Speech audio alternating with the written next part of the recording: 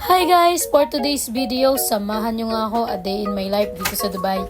Another day, another work day na naman. Isasama ko nga pala kayo kung saan ako nagtatrabaho dito.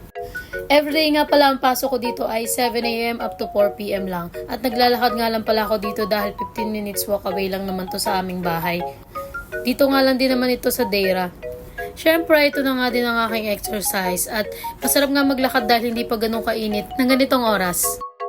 Naisip ko nga din ako magme-metro din ako, ganun din kalayo ang lalakarin ko, 15 minutes din. At tapos gumastos pa ako ng pamasahe.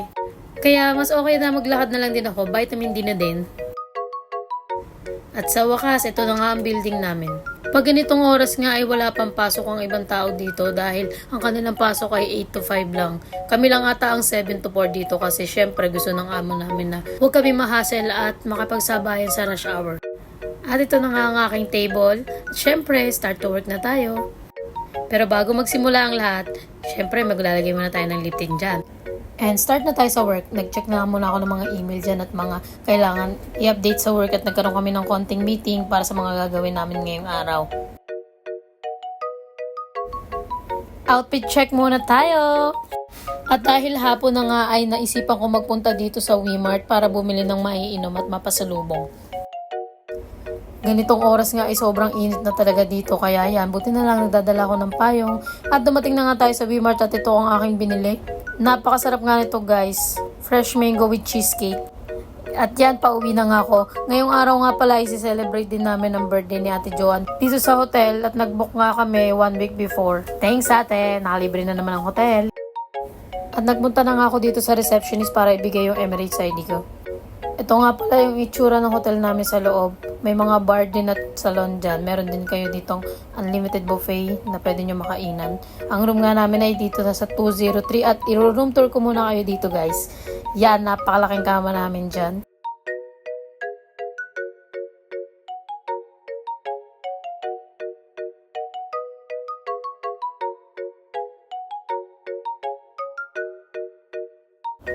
Syempre, pakit muna tayo dyan. Ito naman ang kanilang CR. Mashallah, may bathtub pa yarn. Dahil nga Saturday ngayon, walang pasok bukas, may enjoy talaga namin ng weekend na to. Pagkatapos nga ng mga ilang minutong pagpapahinga ay inayos na namin tong lalagay namin banner para sa birthday ni Ate Joan. At ito na nga siya guys. Syempre, bumili din kami ng regalo namin at cake na hindi naman namin alam paano namin ubusin.